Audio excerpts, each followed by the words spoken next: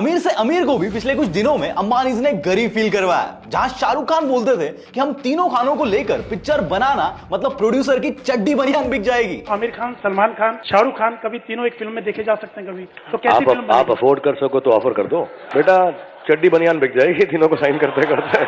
और यहाँ अंबानीज ने तीनों खानों के साथ साथ पूरे बॉलीवुड को साथ ही करोड़ों देकर इन हॉलीवुड वालों को भी नचा दिया। इनके शादी में शामिल होने का चांस मिलना मतलब इसको लोग अपना बड़प्पन समझ रहे थे। सिर्फ इंडिया ही नहीं, पूरे दुनिया की नजरें इस शादी पर टिकी हुई थी।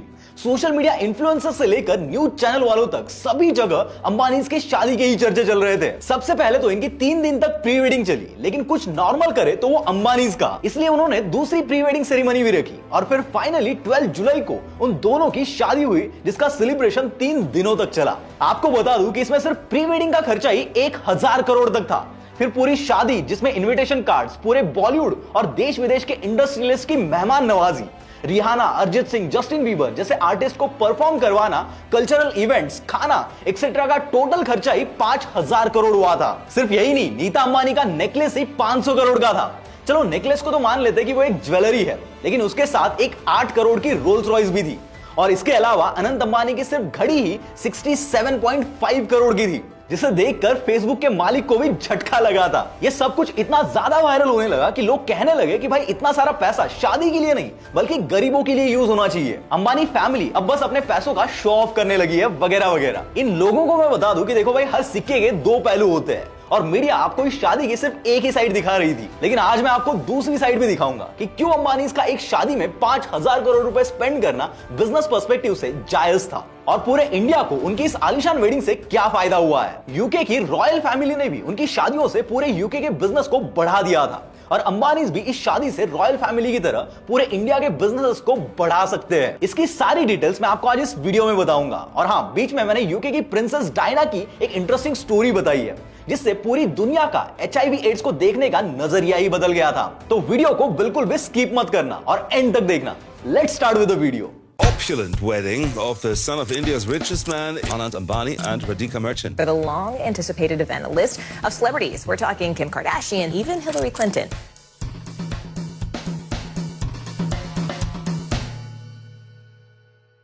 हर साल इंडिया में 80 लाख से 1 करोड़ शादियां होती है। ये सारी शादियां बड़ी धूमधाम से मनाई जाती है क्योंकि ये लाइफ में सिर्फ एक बार ही होती है, एटलीस्ट हम लोगों की तो। इसलिए कोई भी इंसान अपने बच्चों की शादी के लिए अपनी जिंदगी भर की जमा पूंजी लगा देता है। अकॉर्डिंग टू टाइम्स नाउ, अगर किसी फैमिली की नेटवर्थ 50 लाख से 1 करोड़ है तो वो फैमिली शादी के लिए 10 से 15 लाख इजीली खर्च करती है। सिमिलरली कोई 10 करोड़ की नेटवर्थ वाली फैमिली एक शादी में 50 लाख तक का खर्चा करती है। मतलब एक फैमिली शादी के लिए उनकी टोटल नेटवर्थ का 5% से लेकर 15% तक का खर्चा करती है। हाँ, ऐसा करना हर फैमिली के लिए आसान तो नहीं होता, तो कभी कभी कुछ फैमिलीज बैंक से लोन लेती है या फिर गांव में किसी साहूकार से कर्जा लेती है। लेकिन दूसरी तरफ अगर हम मुकेश अंबानी की नेटवर्थ देखें तो वो 10 लाख करोड़ के ऊपर है। उसी हिसाब से अगर हम कैलकुलेट करें तो 5000 करोड़ मतलब उनकी नेटवर्थ का सिर्फ 0.5% है, मतलब आधा टक्का। इसको हम ऐसे समझते हैं कि अगर किसी इंसान की नेटवर्थ 1 करोड़ है और उसकी नेटवर्थ का 0.5% हम निकाले तो वो सिर्फ 50,000 रुपए आता है। लेकिन क्या 1 करोड़ नेटवर्थ वाला बंदा 50,000 रुपए में अपने बेटे की शादी करवाएगा? नहीं ना, बस यही डिफरेंस है। 5000 करोड़ की अमाउंट ऑफ कोर्स हमारे लिए बहुत ज्यादा है, लेकिन मुकेश अंबानी के लिए अपनी नेटवर्थ का सिर्फ 0.5% है और 0.5% पैसा अगर शादी में खर्च होता है तो उनको इससे ज्यादा कुछ फर्क नहीं पड़ता। उल्टा शादी के दूसरे दिन ही उनकी नेटवर्थ 25,000 करोड़ से बढ़ गई थी, जब उनके शेयर्स की वैल्यू बढ़ गई थी। और भाई, हम एशिया के सबसे अमीर इंसान से एक्सपेक्ट भी क्या कर सकते हैं। लेकिन अब सवाल यह आता है कि अनंत अंबानी और राधिका मर्चेंट की शादी में ऐसा क्या था कि इतना ज्यादा खर्चा हुआ है। देखो, इनकी शादी मुंबई के जियो वर्ल्ड कन्वेंशन सेंटर में रखी गई थी। बहुत से लोग वहां पे गए थे, जिसमें से एक अपने बियर बाइसेप्स वाले रणवीर भाई भी थे। उन्होंने अपने एक वीडियो में बताया था कि पूरे जियो वर्ल्ड सेंटर को अंबानीज ने एक इंडियन वाइब दी थी। एंटर करते ही पापाराजी के लिए एक अलग सेक्शन था, फिर जनरल एरिया था जहां पे शादी के लिए एंट्रेंस थी, फिर एक ऐसा कॉरिडोर था जिसे देखकर सबके होश उड़ रहे थे। इसी कॉरिडोर में अंबानीज ने लिटरली एक मिनी इंडिया बना दिया था। कहीं पे बनारस की थीम वाली दुकान में बनारसी पान मिल रहा था, तो कहीं पंजाबी थीम वाली दुकान में लस्सी मिल रही थी। फिर आगे जिस हॉल में शादी होने वाली थी वो हॉल भी राजा महाराजाओं की थीम में डेकोरेट किया गया था। ऐसा लग रहा था कि वहां पे इंडिया का एक छोटा सा थीम पार्क बनाओ, जहां पूरे इंडिया का कल्चर एक ही जगह पे रिप्रेजेंट हो रहा था।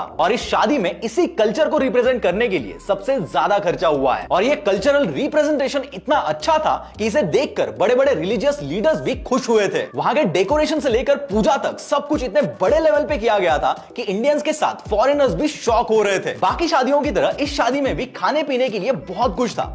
इसके लिए दुनिया भर के टॉप नॉच रेस्टोरेंट्स और कैटरिंग सर्विसेज बुलाई गई थी। और भाई जापानीज क्यूजिन के लिए जापान से इंग्रेडिएंट्स मंगाए थे, इटालियन क्यूजिन के लिए इटली से, ऐसी अलग अलग कंट्रीज से उनके स्पेशल इंग्रेडिएंट्स भी मंगाए गए थे ताकि खाने के टेस्ट में कोई कॉम्प्रोमाइज ना हो। लेकिन जहां सारे बिजनेसमैन और सेलिब्रिटीज अपनी शादी पूरी दुनिया से छुप के करते हैं, वही अंबानीज ने इतने सारे मीडिया के सामने ये शादी क्यों की? इसका एक ही जवाब है और वो है इंडिया की सॉफ्ट पावर। लेकिन ये सॉफ्ट पावर क्या है और इससे अंबानीज का क्या रिलेशन है, आइए जानते हैं। देखो, पावर दो तरह की होती है। पहले आती है हार्ड पावर, मतलब जब कोई कंट्री अपने पैसे, मिलिट्री और कनेक्शंस की ताकत से दूसरे कंट्री को कंट्रोल करती है। फॉर एग्जांपल रशिया, जो अभी यूक्रेन को मिलिट्री यूज करके कंट्रोल करना चाहता है। और दूसरी तरफ है सॉफ्ट पावर, मतलब जब कोई कंट्री अपने लाइफस्टाइल और कल्चर को पूरी दुनिया के सामने प्रेजेंट करती है, जिससे बाकी कंट्रीज के लोग भी इन्फ्लुएंस होते हैं। और सॉफ्ट पावर का एक बहुत बड़ा एग्जांपल है यूके की रॉयल फैमिली। रॉयल फैमिली से होने की वजह से पूरी दुनिया उनको फॉलो करती है, उनके जैसा दिखना चाहती है, उनकी शादियां देखना चाहती है। और इसीलिए केट, मेगन और डायना जैसे रॉयल फैमिली मेंबर्स की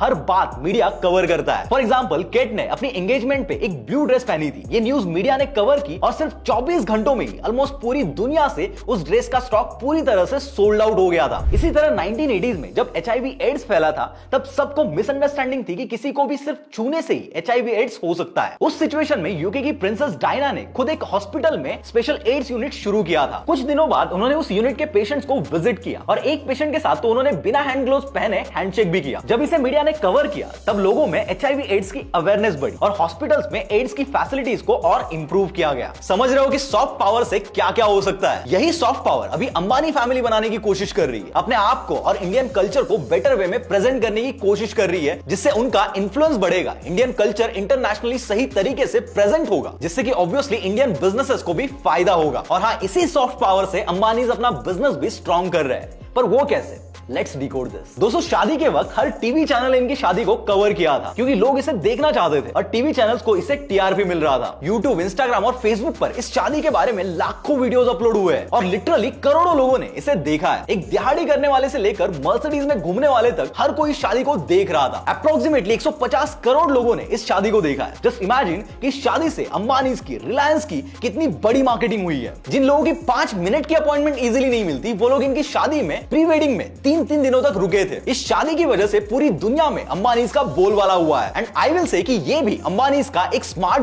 बिजनेस मूव था। एक और बात, जितने भी बड़े लोग अनंत अंबानी और राधिका मर्चेंट के शादी में आए थे, वो सब कहीं ना कहीं अंबानीज के बिजनेस पार्टनर्स हैं। मार्क ज़करबर्ग सिर्फ शादी में अनंत अंबानी की घड़ी देखने नहीं, बल्कि बिजनेस के लिए आए थे। आज जियो के 46.39 करोड़ यूजर्स है और ज़करबर्ग ऑलरेडी जियो में 9.9% स्टेक्स ओन करते हैं। देखो, रिलायंस की शुरुआत ऑयल से हुई थी, लेकिन इस ऑयल की जगह ली है डेटा ने। मुकेश अंबानी को पता है कि data is the new oil, इसलिए रिलायंस और ज़करबर्ग दोनों मिलकर रिलायंस के चेन्नई कैंपस में एक डेटा सेंटर डालने वाले हैं। सिमिलरली बिल गेट्स भी डॉली की चाय पीने के लिए नहीं आए थे, बल्कि रिलायंस ने बिल गेट्स की ब्रेक थ्रू एनर्जी नाम की एक ग्रीन एनर्जी कंपनी में $50 मिलियन इन्वेस्ट किए हैं। हमारे धोनी भाई भी शादी में आए थे, क्योंकि वो जियो मार्ट के ब्रांड एम्बेसडर है। इन बिजनेस रिलेशंस के अलावा अंबानीज उनके लोगों की भी कितनी केयर करते हैं, ये भी कुछ इंसिडेंट से दिखा। आपने ये रील तो देखी होगी कि अंबानीज ने एंटीलिया के बाहर एक भंडारा लगाया था, जहां हर रोज ऑलमोस्ट 9000 लोग खाना खा रहे थे। अंबानीज का घर यानी कि एंटीलिया में काम करने वाला स्टाफ और रिलायंस के एम्प्लॉइज के लिए स्पेशल रिसेप्शन रखा गया था। उन्हें गिफ्ट्स भी दिए गए थे। प्री वेडिंग के वक्त भी जामनगर में उन्होंने बहुत बड़ा अन्नदान किया था। तो ऐसा नहीं है कि इनके 5000 करोड़ सिर्फ डेकोरेशन, गेस्ट परफॉर्मेंस और बाकी अरेंजमेंट्स में गए, बल्कि सिर्फ 0.5% नेटवर्थ खर्च करके